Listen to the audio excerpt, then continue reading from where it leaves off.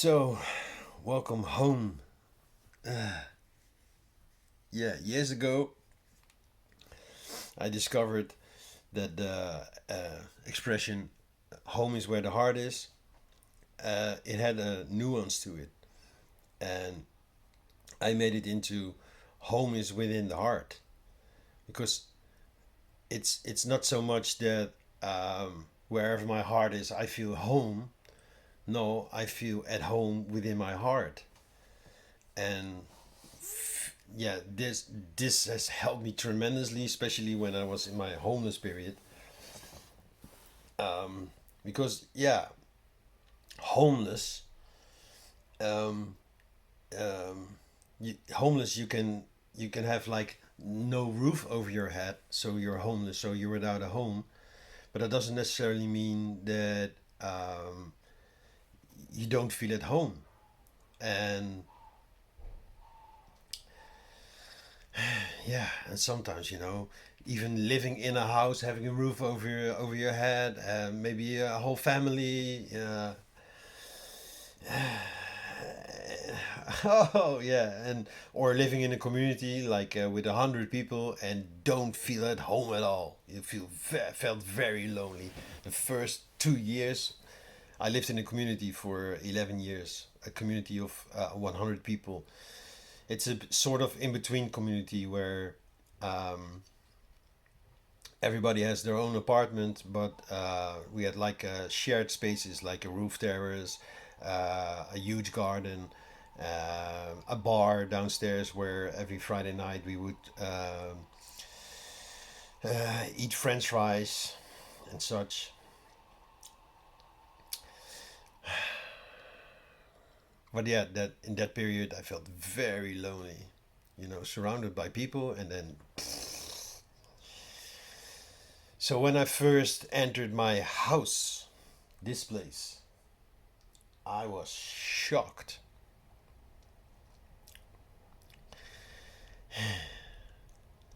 My friend Renate, who came to pick me up at the Schiphol airport, Amsterdam.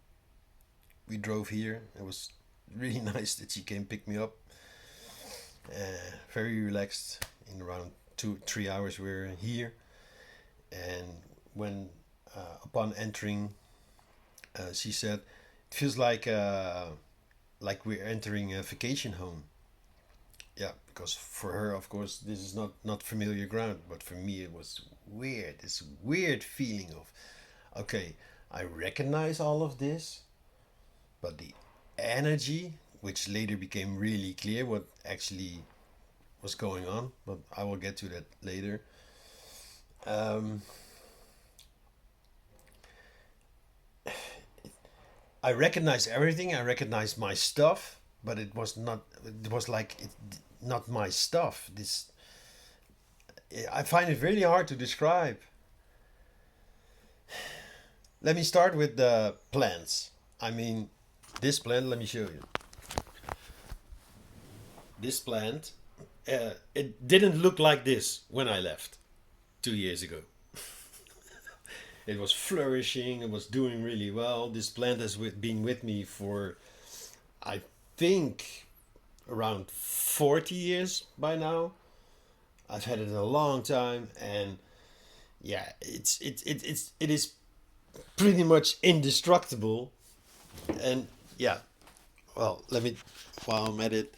So these kind of plants, they're very easy. There's like these cactus, fatty. In Dutch, we call them fat plants. They're very easy to maintain. They only need water, every so often, and it's very very simple. If you lift up the pot it's standing in, and it feels very light, then yeah, of course you need to water it. And if it feels heavy or heavier, it probably doesn't need water because it stores all the water in the leaves. Same with this plant. It's a ficus. So if you give it too much water, then it starts shedding the leaves. But yeah, if then someone takes care of your plants who has zero feeling for plants, and yeah, it's shedding its leaves, so it's probably not getting enough water. So let's give it some extra water. So this ficus, uh, it at one point when I was homeless, it was standing somewhere with a friend's place.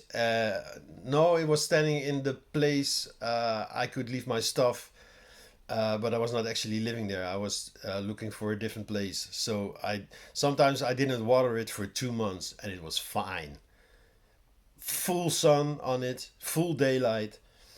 Um, it was fine because it stores all the water in its leaves, so it has reserves.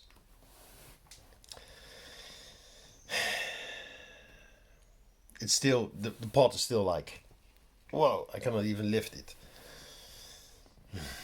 So it was like, I think the term is horrified. I was like, what? They killed my babies. Oh man. And I even made like a web page with photos with the names. So if you're not sure, you can look it up online. I said I gave I added some schedule like this plant only needs so much and this, and I even asked him, listen, keep me posted if something is weird, or let me know. I guess at some point they just gave up. But here comes the energy part. Plants are very sensitive creatures. Uh, I even, yeah, that was funny. There's probably no coincidence that yesterday I was watching a video about a guy who did like brainwave. You have like this machine that can measure brainwaves, these, and he did some testing on plants as well. And when he was like angry at a plant, it reacted. So they did like rigorous scientific studies on the sensitivity of plants, and even if two plants were standing together in the same room and he was doing something to one plant, the other one was also reacting. So of course they're communicating somehow. I think the study was about a field. There's like an invisible field, which we cannot see, we cannot measure, but obviously plants communicate through this field. I would simply say they also have an aura, an auric field. So when we came here, we both felt like, yeah, but there's something with the energy here. It feels like very low vibration. And when I was living here with Bianca, uh, from time to time we did like energy work in the house, energetic cleansing, and I have lots of minerals. I do shamanic drumming and all these things just to maintain the energy. And I think the ones who stayed here for 2 years, nearly 2 years, I guess they were like, just, oh, it's so nice here. Sucked all the energy out of it. Yeah, it angers me a little bit. So they're just taking. Yeah, nice. Yes, feels really good to be here. Yes, you guys, you have such good energy in your house. Yes, but not giving anything back, not maintaining anything. So the plants died. I think because the life was sucked out of them. And it could be that maybe because of insecurity, I don't know, and instead of tuning into the creature itself, yeah, it's not looking good, so let's give some extra water, or maybe be constantly in this fearful state. Oh, something is going wrong with the plant. Oh, yeah. So of course they react to this. If a mother is constantly fearful about something happening with the child, the child starts to think like there must be something wrong with me, because yeah, why else would my mom be worried about me all the time? It's detrimental to your self confidence, and I speak from experience.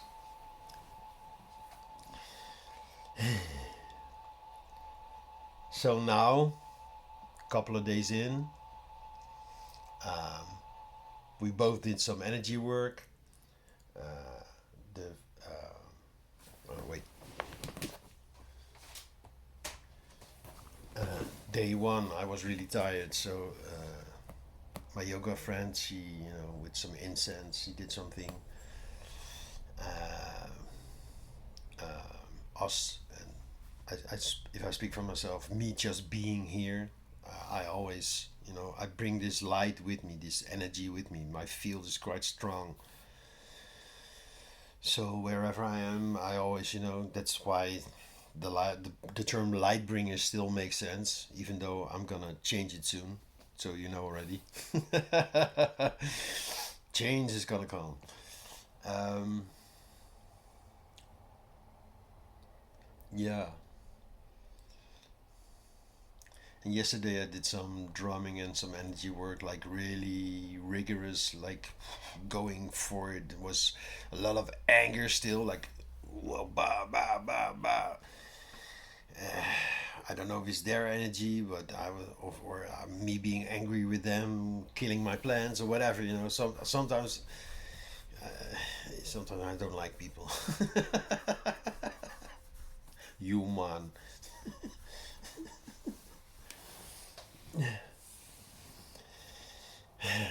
At least they tried to clean the place a little, but yeah, when you open the cupboard, you take out the glass and it's just filthy. I mean, the glass is supposed to be, yeah, you're supposed to be able to look through it. It's supposed to be transparent. And when you look at the glass and it's like gray, this haze.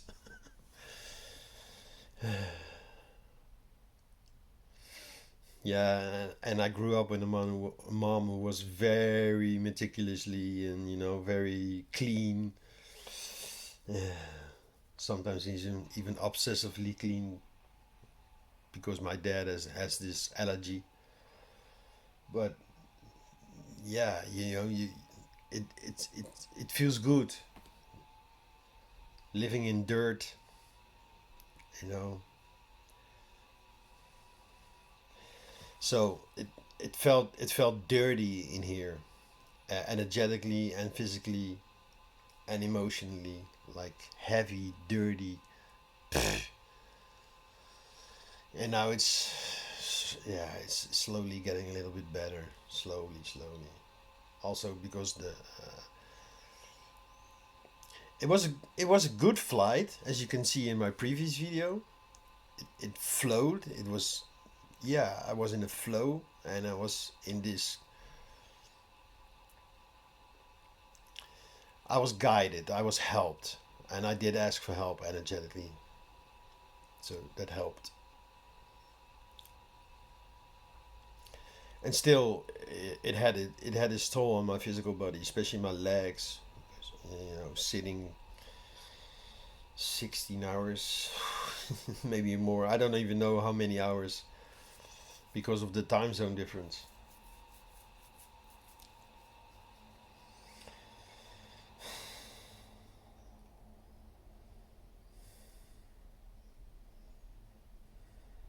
It's weird to enter a place that used to feel like home. When I moved to this town, this city, I already said, uh, I'm not gonna settle here, because I didn't want to settle here. I wanted to move on. And then, yeah, then Bali, 2 years. That felt like home. But then coming back here, but yeah, I had like a very, like a hint. I wouldn't say inside, but I had like a hint of what was to come and why am I here. I need to clean this place. I need to, when I moved in here, I still had a lot of stuff, even after being homeless. And yeah, we accumulate. My whole family, we always communicate like gatherers, hunter gatherers, no gatherers. Yes. Oh, this maybe maybe I can use this. So the attic is like stuffed. Uh, I bought some new furniture when I came here, and then Bianca moved in here, and more stuff. Even though she didn't have that much stuff, still, it grows. It gets more and more, and now I'm looking at it and I'm like, okay, let's just get rid of. I would say 50%. So this is why I'm here, as a preparation of maybe leaving this place, uh, leaving this place behind, letting go of this place. But I don't know yet. I don't know yet because it's also like a gold mine. It when I was in Bali, it was the half of my income. So yeah, why would I let go of the place? But I don't know yet. Okay, short update of me coming home and not feeling home. Uh, More to come, definitely. Yeah. Uh, I think tomorrow I will take you guys outside and show you a little bit of nature in this area because it is a beautiful area. Yeah, much better than like the west of Netherlands, Holland. Ciao.